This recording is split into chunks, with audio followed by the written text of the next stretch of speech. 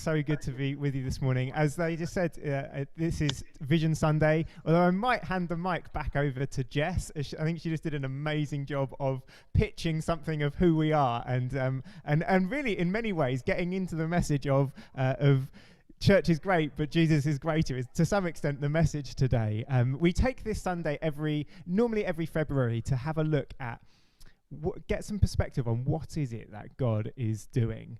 And any year, I think it's helpful to have a bit of a perspective lift and just to get our head away from the day to day. I think this year, more than any, we need this uplifting of our eyes to reflect on what Jesus is doing amongst us. And as we do that, I think it just helps us to discern, okay, he's doing this. This might be where he's taking us and where he's leading us. And that's very much what we're going to be doing this morning. So my hope is that this message encourages us, gives a bit of insight into some of the threads that Jesus is perhaps trying to pull together in our family life, and of course give us faith for all that he is calling us onto as a family. Pretty much since the beginning of our time as Revelation Church, as we started to meet in our living room in Northenden just 2.5 years ago, just a handful of us there, we have been referring to ourselves as a family following Jesus. You have heard that phrase unlimited times together already, and it's very much who we are. The idea of being family is right at the heart of who we are. In those early days, we kept going back to Genesis chapter 12, where God picks Abraham totally out of obscurity, a pagan man, and says, I'm picking you, I'm going to bless you, I'm going to bless your family, and I'm calling you essentially to come and follow me. And ever since then, we have referred to ourselves as a family following Jesus. And I think in the last weeks, what he has been doing is he has been unearthing a deepening of what this really means for us. And in doing that, I think he has been doing something new amongst us.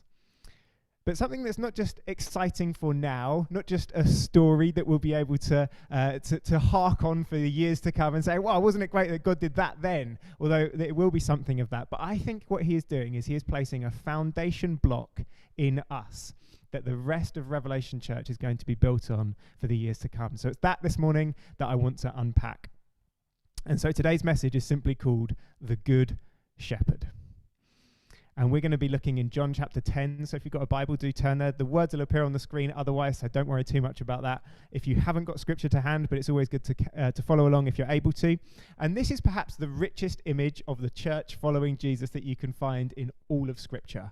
And it is a really simple one. It is simply one of the church as a flock of sheep following their good shepherd, Jesus. And so we're going to read from John chapter 10, verses 1 through to 4, and then we'll just skip down to verses 14 and 15. So these are the words of Jesus. Truly, truly, I say to you, he who does not enter the sheepfold by the door, but climbs in by another way, that man is a thief and a robber.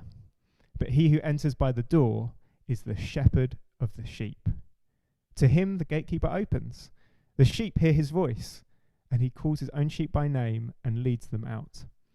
When he has brought out all his own, he goes before them, and the sheep follow him, for they know his voice. And then Jesus continues, verse 14, I am the good shepherd. I know my own, and my own know me. Just as the Father knows me, and I know the Father, I lay down my life for the sheep. Here is what I believe. Jesus' call on us is to be a church that reaches and impacts the city of Manchester with the gospel of Jesus Christ. Now that is an impossible vision. That is a vision that is far beyond any of our, we are so limited to be able to accomplish that ourselves. And so my conviction is that there is only one way that impossible vision can happen. And so here is a one-sentence summary of my message today. The only way that we can hope to fulfill our call to see Manchester changed is by fixing our eyes on our good shepherd, hearing his voice, and following him wherever he goes. Let me say that again. The only way that we can hope to fulfill our call to see Manchester changed is by fixing our eyes on our Good Shepherd, hearing his voice, and following him wherever he goes. The beauty of Jesus' imagery here, of him being the shepherd, us being the sheep, is the simplicity of it. It's so easy to grasp. And yet it is quite far culturally removed for us. I think our images of sheep are perhaps that sheep basically could not have an easier life. That we drive past them as we go around the Peak Districts perhaps, and you look on sheep and you think life could be, they have, like, literally the only decision they have to make each day is which tiny patch of unlimited grass in front of them they're going to spend their day on. And each day they can pick somewhere different. They have stepped into like the Pizza Hut unlimited buffet of the sheep world. They can have as much as they want. And of course it's in the northwest, so they don't have to worry about whether they're going to have enough water to drink. The rain is constantly coming down and giving them lush, fresh grass to eat. But that could not be further removed from the context into which Jesus is speaking right here. In the first century Near East shepherding world, life was very different. They shepherded in desert territory. We are talking literally thousands of miles around each and every city around this area where their shepherding would happen in arid wilderness conditions fraught with danger if you are a sheep. There would be treacherous cliffs just over there, just waiting for some rogue, unsuspecting sheep to accidentally tumble down. There would be crumbling mountains just ready for a sheep to accidentally misplace its foot, I don't know what a sheep has, but ready to take it down the crumbling cliff. There'd be a wolf just over there, eyeing up his dinner. And there would be minimal water, sparse patches only of plants and grass, not everything edible, some right to eat, some not. A long way from the 5-star luxury Scottish Highlands that 21st century British sheep can enjoy. The idea here is that these sheep are totally incapable of keeping themselves alive. The only way that these sheep even had a chance was if they had a shepherd. If they had a shepherd who knew how to navigate the terrain, a shepherd that knew how to protect from threats, that spot those tiny patches of nourishing, safe-to-eat plants and grass and the little oases of water that might appear, and to then safely lead the sheep to that place. On their own, the sheep would have absolutely no chance. They didn't know what to do, and they didn't know how to do it. Their only hope was if they were able to look to their shepherd. One of the most relatable prayers, I think, in the whole of the Bible for this moment is a prayer that we've looked at a little bit as a church over the last few weeks. It's in 2 Chronicles chapter 20, where King Jehoshaphat is leading out his troops of the nation Judah into battle. And he prays this. He says, "We do not know what to do, but our eyes are on you." And this is such a relatable prayer for this moment, I think, because it is a prayer of, I do not know what to do. I don't know if you've ever experienced a time where you have said that or felt that quite as much as you probably have over the last 12 months or so. It's a prayer of, I do not know what is happening right now in the world, in my own life, in my own heart. A prayer of, I have no idea what to expect in the immediate future, let alone 6 months down the line. I mean, who knows what the world might look like then? And it's this prayer that Jehoshaphat prays. This prayer that King Jehoshaphat prays as he's leading out his troops into battle. And you think, if anybody in that circumstance should know what it is that they plan to do and what is going to happen next, it's him. And yet he prays, I don't know what to do. I don't know what is happening. Can I let you in on a secret? I don't know. As leader of Revelation Church, I have no idea what this next year ahead of us contains, which I hope is compelling and fills you with a ton of confidence on Vision Sunday. But we are in the most unpredictable, unprecedented days that are for generations impossible to predict. There are so many moving parts as to what society at large looks like. Who knows what Manchester is going to look like in 2022? I just don't know. But sheep aren't meant to know. King Jehoshaphat here prays the prayer of a sheep. He says, "We do not know what to do, but our eyes are on you." The role of the sheep is not to know what is happening right now, not to be able to predict exactly what is coming next. The only role of the sheep is to look up to its shepherd. To know that the only way forward, the only way that I'm going to navigate this terrain is if I fix my eyes on my good shepherd and know that he is going to lead me out. And I think it is exactly this that Jesus has been forming in us these last few weeks. When I got an email totally out of the blue on the 25th of January, literally the day after we'd done our first in-person meeting back at our venue in Fallowfield, to say that the venue was shutting down for now, we're unable to meet for the immediate future, we were plunged as a family into all kinds of uncertainty, let alone all of the uncertainty that we're all facing anyway. Suddenly, as a church, we were homeless. And I felt a sense in myself of, I think in this there is an opportunity to pray and an invitation to pray. And so I started to pray myself and felt, actually, we've got these days of prayer and fasting coming up. This would be a good thing for us to devote our attention and our energies to in prayer. And so put out that idea to the church.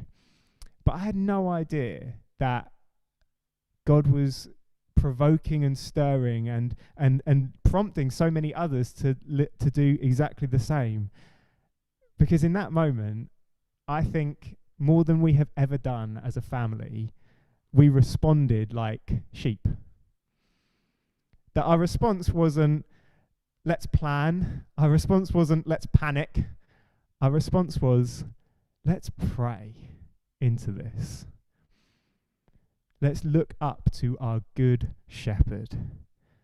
And as we went through those 3 days of prayer and fasting, there was such a momentum of, God, we just want to keep coming, want to keep praying to you. We felt even as those days came to an end, normally after 3 days, we're all we've had enough of praying, thank you very much. But there just felt like there was such a momentum going on that we said, we need to keep going, and that God was inviting us into that. So we did a week of morning prayer just a couple of weeks back. And again, the momentum of just gathering together every day, continually asking. We just kept going, kept trusting him. And even just this Friday morning prayer just got on a similar level of just coming to God and wanting to trust in him for this.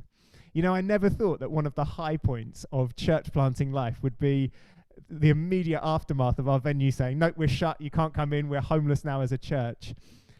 But yet through all of this, God has been taking us deeper into our identity as a family following him, teaching us what it really means to be a family who prays, who trusts him, who doesn't look to try and plot and chart our own way out in all of the uncertainty and to try and go our own way, but to look to him. He's been teaching us how to be sheep. But of course, the power of this image is not really found in the sheep just looking to the shepherd. It is found in the sheep being with the shepherd. Verse 4, he goes before them and the sheep follow him. The shepherd here is not just pointing in the right direction and saying, oh, go over there. Where they need to go, he is leading by himself and then inviting and saying, come and be with me, come and follow me. This is the beauty, really, of the shepherd and the sheep imagery. You see, in the first century, being a shepherd was not just a job that some people would have. Now, in the first century Near East culture, shepherds loved their sheep. They had not just names for them all individually, but they would then have pet names for them as well. It's kind of alluded to in verse 3 where it says that Jesus calls his sheep by name. And a shepherd would not have any more sheep than he would be able to know in a kind of deep way as one of his pets. And I mean, you think of the craziest cat person that you know, that person that's got an Instagram account just for their cat, and if that is you, we can talk afterwards. The shepherds of the first century Near East were the equivalent of that with their sheep. And the shepherd who loves his sheep in that way runs right through Scripture as a picture of God's devoted love to his people. Just to take one example of many, many that I could pull from Isaiah chapter 40, God will tend his flock like a shepherd. He will gather the lambs in his arms. He will carry them in his bosom and gently lead those that are with young. See, it's not enough for God to just be some kind of, or provide some kind of perfectly calibrated GPS system for God's will and timing for us, as cool as that might be. No, it's far. He listen to some of the words that he uses. He says, I want to gather you up. I want to carry you. I want to gently lead you on. It's not enough to just point the way for God. No, he's saying, I want to be with you. I want to be with you so that I can show you the way. That the way that you will navigate the wilderness is not just by following some directions. No, it's by coming and being with me. Walking every step in the presence of God. It was something similar in the Exodus when God was leading his people through the wilderness towards the promised land. He didn't just say, look, here's a detailed plan, here's a map that's going to get you through. No, he's saying, oh, you don't need any of that. You just need my presence. I will show you. I am going to come and dwell amongst you. And you will be a people walking with your God. And now in Jesus as our good shepherd, we have something far greater. That presence, that pillar of cloud by day and of fire by night that the Israelites had, all of that presence of God is now found in a person. Walking with that presence is now walking with Jesus. The fullness of God in a person we can know. Verse 14, listen again. I am the good shepherd.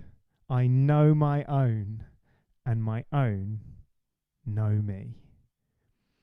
This is the transcendent, holy glory, the pillar of fire. Try not to get too close, otherwise you might get consumed. Walking among that same God in the person of Jesus Christ. A friend, a protector, a comforter with us at all times. Leading us on, drawing us closer to himself. Inviting us to be with him, to know him better, to experience him more. To be a people walking every day in the presence of Jesus Christ. I think this is a compelling picture, but it also paints a costly picture. Because to be right with the shepherd means that wherever he moves, we move. Wherever he goes, we go. Wherever. This is a picture of and a call to leave everything else behind in order to be in the presence of the Good Shepherd. We've been going through the Sermon on the Mount recently, as Rose said at the beginning, and one of the themes that has been coming up through that is this idea of following Jesus and his invitation to follow him with the whole of our hearts and to give everything of ourselves to following him. And I know from talking to many, and certainly for myself, I have felt so convicted and challenged and thought, what does this mean for my life? How can I choose to follow Jesus more? Can I do it? What's this going to cost me? But I've been so encouraged to hear that this message really has resonated with so many in our family at this time. That there is this stirring and this feeling of what we called a holy discontent of just, I'm not satisfied with my current level of following Jesus. I want to be more devoted to him. I want to be more loyal to him. And this feeling, it's not just a feeling in a sense of, oh, I want to be more obedient to Jesus. This is actually a longing for more of his presence. You see, this is what it means to be a people of the presence of Jesus and to be a people in the presence of Jesus. That being in his presence, it's not just worship, extended worship nights where we perhaps make some space to linger and invite the presence of God and to encounter him. Although without any shadow of a doubt, he loves that. He loves us making time for that and to coming to meet with us in those spaces. But a people who really know what it's like to be with Jesus and walk in his presence are a people who have had a taste of him, a glimpse of him, and then have the courage and the boldness to say, I'm going to follow him. I'm going to give everything to be with him. I'm going to follow him with everything I've got, wherever he leads, whatever it might cost me. I'm going to make decisions to follow him with every area of my life, because that is where he is. That as we journey through the arid wilderness that is the 21st century Manchester progressive secular city that we live in, I believe in the years ahead, those that really know what it is to be walking in the presence of Jesus Christ are going to be those who have lost friends, those who have been shamed on Facebook, those that have walked away from lucrative six-figure careers, all because they refuse to compromise on the integrity of the kingdom of God. They refuse to compromise on following Jesus. They would just give up anything, because to follow him in those things is to be with him and to be in his presence. And this is who we are called to be. We are called to be a people who know Jesus Christ and know what it is to be in his presence. A people who refuse to compromise on knowing him, refuse to compromise on being with him, and we will go with him wherever he leads us. And because we know him, and because we have been with him and want to be with him, we are able to hear the sound of his voice. Verse 4 again. When he has brought out all his own, when he has brought out all his own, he goes before them, and the sheep follow him, for they know his voice. This is perhaps the central message of all of Jesus's good shepherd in John chapter 10, that he speaks to lead his flock on. We see it not only in verse 4, but verse 3, the sheep hear his voice, and he calls his own sheep by name. We see it in verse 16, they will listen to my voice. And then we see it finally in verse 27, my sheep hear my voice, and I know them, and they follow me. Sheep have very few gifts. They're able to chew grass, and they're able to bar, and they're not able to do a tremendous amount more.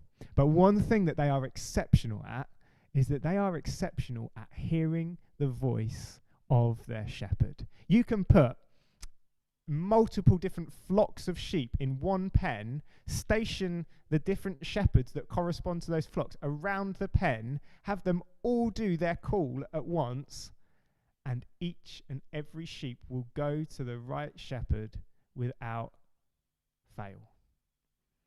As I said, they can't do a tremendous amount. They are not able to do much, but they are able to hear, they are able to discern, and they are able to follow the voice of their shepherd. Jesus is using this image and then making it clear through his repeated mentions. We are made to tune into the sound of his voice, discern what it is that he's saying, and follow wherever he leads. And many of you will know this is exactly what we have been seeking to do as we have prayed for our venue. We have, as we have been praying into it this last few weeks, there's been a repeated theme of Jesus, we only want to go where it is that you are leading us. Even in this unsettling time, as tempting as it is to just go after what we want or what would suit us, or to just quickly find a solution so we've got a bit of certainty, there has been a consistent theme of, no, Jesus, we want to bring this to you. We want to hear your voice. We want to listen to you. And we know that as we do, you will lead us. And you won't just take us somewhere good, but you will take us to the place that you have next for us, that you want us to be. And so that's exactly what we've done, particularly at our prayer and fasting night a couple of Wednesdays ago. We made space and said, God, would you just speak to us? Would you make it clear somehow and would you speak to us as a family? Would we hear lots of different things from lots of different people? And we had all sorts of things come forward. We had people bringing pictures of dilapidated sheds. We had people bringing pictures of breweries, of shipping containers, things that you might think, if anything, this is discouraging. Like this surely doesn't point to a venue that we want to be in. Jesus, what are you up to? But the remarkable thing is that all of these seemingly disconnected people that came through in many, many different ways actually seem to be coming together like a puzzle where each piece just looks totally indecipherable on its own, but as it all comes into the whole, it clicks into place and brings clarity. And what we can say for now, and what I think is most exciting, is that for sure God is speaking to us. God is speaking to us now about where he wants us to go next, what he has next for us.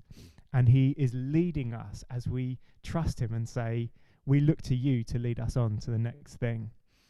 And where we're at now in terms of the venue hunting process is that we have felt that God has led us to a building through these prophetic things that have come through. That seems really, really clear for us. And now we are just waiting and asking Jesus, would you open the door here? He's inviting us into praying and saying, Jesus, would you open the door and make it happen? And I know that is frustrating to hear because you're like, Duncan, I want to know more. Like, where is this place? What does it look like? How is it? But I can't really say too much more at the moment, and I hope to be able to share a little bit more detail soon.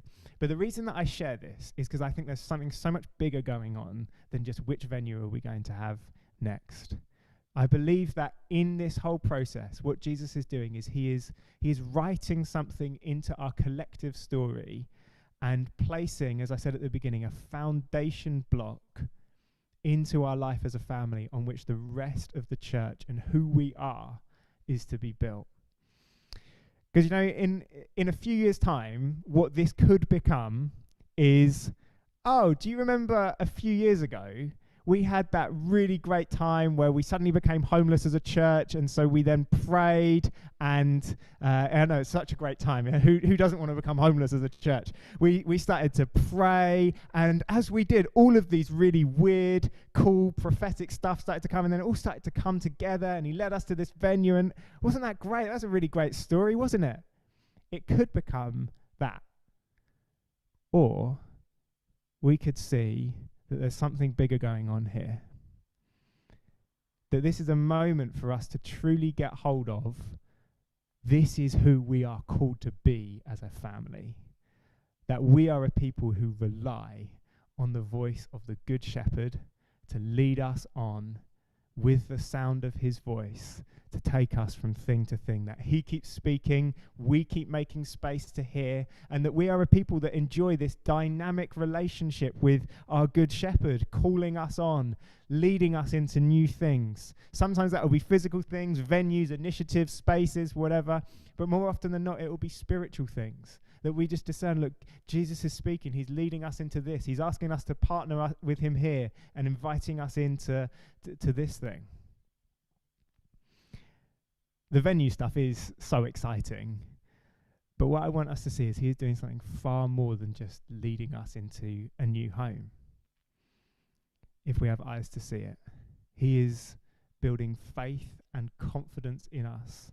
That these things, this idea of Jesus speaking and us following, it's not just book work, it's not just theory, it's not just principles, but in the real world, in the life of us, our church, he is a God who speaks.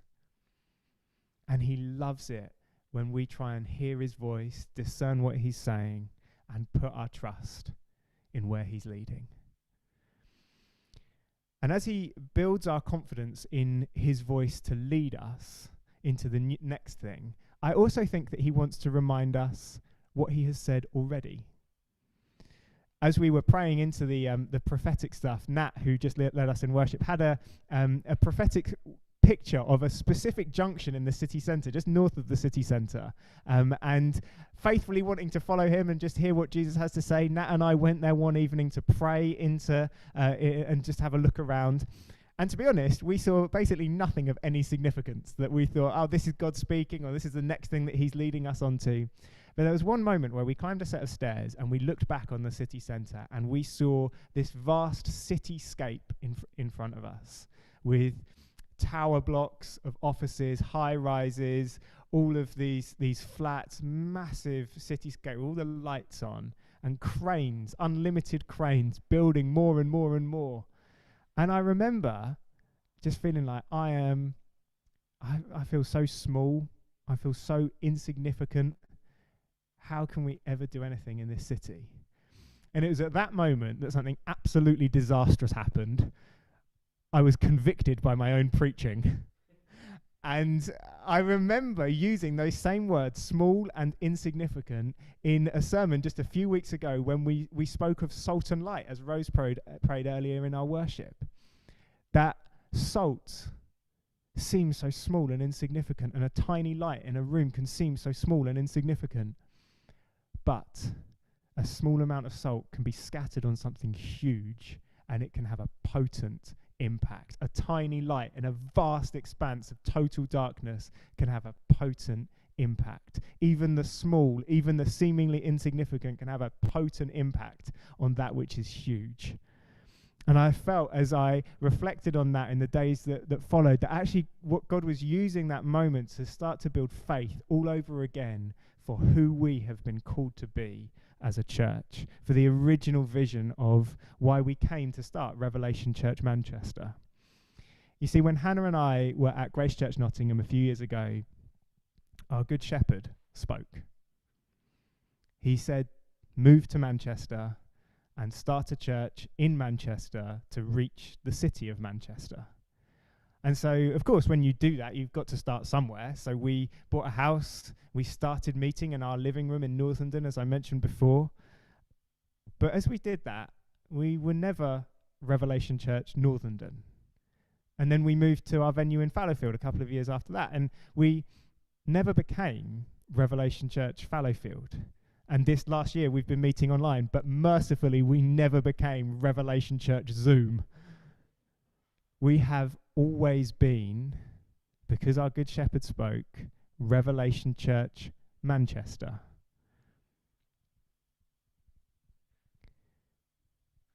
And as we come out of being online together, as we move to a new venue by God's grace, I believe that he is reminding us and reawakening faith perhaps within us, and maybe even speaking a fresh commissioning to us as a family, the voice of our Good Shepherd, reminding us, this is who you are, and this is what you've been called to do. That he has called us to Manchester to reach the city of Manchester, to play our part in seeing the kingdom of God coming in this city. And that is impossible. It's overwhelming. And even as I'm saying, I think, how on earth is this ever going to happen? But I'll go back to where we began. The Good Shepherd is the only hope that we have. And it's this image that I long for us to have etched in our mind's eye as a family, in our hearts as Revelation Church, that we are a flock of helpless, vulnerable sheep. And we have absolutely no idea what to do. We find ourselves in an impossible terrain, but we are huddled around our Good Shepherd. He will lead us on. And we will follow him wherever he leads us. We'll leave everything else behind as he calls us on, trying to get as close to him as we possibly can, longing to hear his voice, trying to catch where is it that you might be leading us next. Because I think as we see ourselves in this picture, we can start to get faith for all it is that he is calling us into. How do you reach a city as a church plant? I don't know. But our good shepherd has spoken. And all he asks of us is that we look to him, we keep hearing his voice, and we follow him wherever it is that he might lead. Rob and Nat, do you want to come? He is leading us on a life-changing, city-impacting, eternity-spanning adventure. And I want to invite you, if you're new or maybe you find yourself a bit on the edge of who we are, or maybe you've been with us since day one, if you want to live a life of real significance, if you want to live a life of increased devotion to Jesus, if you want to do your bit to see the city of Manchester reached for Jesus and to see his kingdom advance, we would love for you to join us as we follow him wherever he goes. And just to be totally clear, I have no idea what it is going to look like, what the coming years ahead might be like for us. We have no master plan, no great strategy, no amazing original ideas of how to do it. But we do have a person. We do have our good shepherd, the fullness of God found in the good shepherd. And he's drawing us to himself and leading us on. Let's follow him.